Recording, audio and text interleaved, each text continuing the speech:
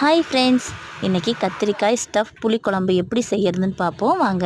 First ஒரு பாத்திரத்தில் தேங்காய் சேர்த்துடலாம், வேர்க்கடலை, முழு மல்லி, வெள்ளை எள்ளு எல்லாத்தையும் சேர்த்து வறுத்து எடுத்து வச்சுக்கலாம்.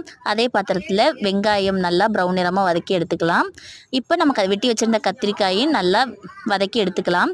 இப்போ ஒரு மிக்ஸி ஜாரில் நம்ம வறுத்து வச்சுருந்த தேங்காய் விழுது, கொத்தமல்லி இலை, பச்சை மிளகாய், வெங்காயம் எல்லாத்தையும் சேர்த்து அரைச்சி எடுத்துக்கலாம்.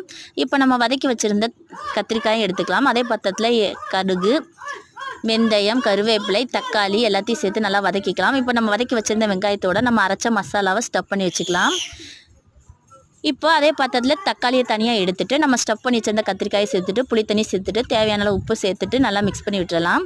இப்போ இன்னொரு பாத்திரத்தில் எண்ணெய், இஞ்சி பூண்டு விழுது, மஞ்சத்தூள், மிளகாய்த்தூள் சேர்த்து நல்லா பச்சை வாசம் போகிற வரைக்கும் வதக்கிட்டு நம்ம வச்சுருந்த குழம்போடு சேர்த்து மிக்ஸ் பண்ணிவிட்டு கடைசியில் தக்காளியும் சேர்த்து நல்லா மூடி போட்டு வேக வச்சோம்னா சூப்பரான புளிக்குழம்பு ரெடி.